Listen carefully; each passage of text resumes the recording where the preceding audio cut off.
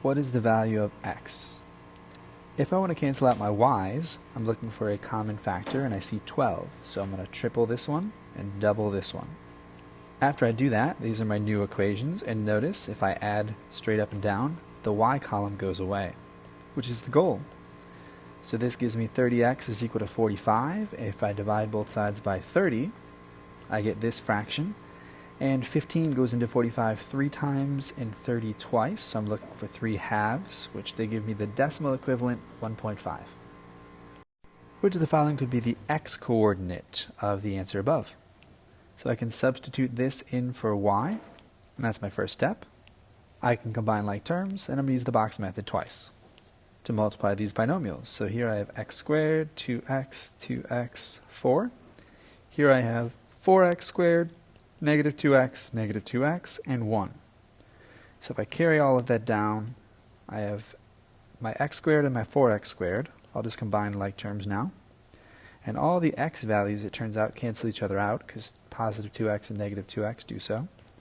4 and 1 give me 5, and the answer is 40 over here. So 5x squared is equal to 35, so x squared is equal to 7. So if I want to get x, that's the square root of 7, which is the answer A. What is the value of x? This one's already set up for elimination, so if I add straight down, I have 4x, the y's cancel out, and I get 0. So x is equal to 0.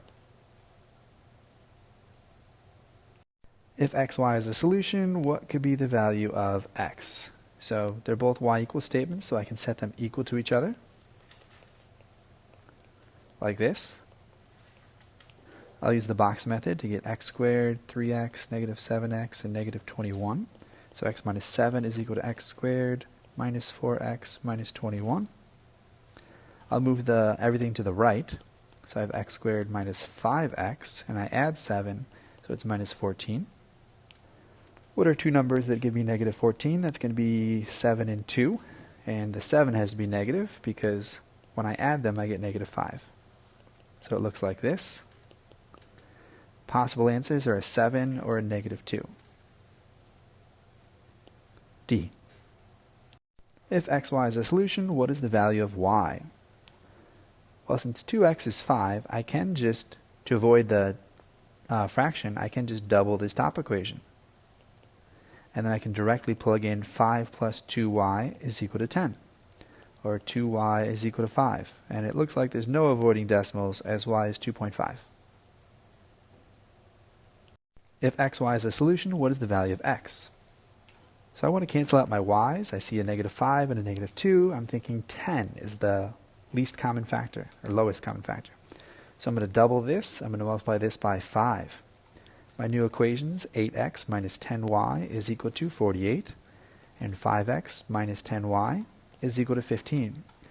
I'm going to subtract all three columns straight down, which means I'm going to flip all the signs. And this gives me 3x, the y's go away, and this gives me 33. So that tells me that x is equal to 11. If xy is a solution, what is the value of x? I want to get rid of my y's, so the least common factor multiple here is 6. I'll triple this one, I'll double this one. 3x plus 6y is equal to 33. 6x plus 6y is equal to 48. And I'm going to subtract all three straight down, so my signs are going to flip. This gives me negative 3x, the y's go away, and this gives me negative 15. If I divide, I get that x is equal to 5. If xy is a solution, what is the value of y? So that means I want to cancel out my x's, and this is already set up for elimination. If I add all three columns straight up and down, the x's go away.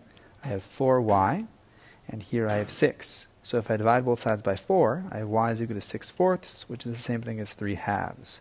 And if I wanted to write that as a decimal, I could write 1.5. If m1, p1 is the solution to the system of equations above, what is the value of p1? We can pretty much ignore the 1's here and just treat it like any other problem. We're trying to cancel out the m's to solve for p. So I will triple this bottom equation, which gives me 3m plus 3p is equal to 30. And I'm going to subtract all three columns straight down, so the signs flip. m's go away. I have negative p is equal to negative 6. So p is equal to 6.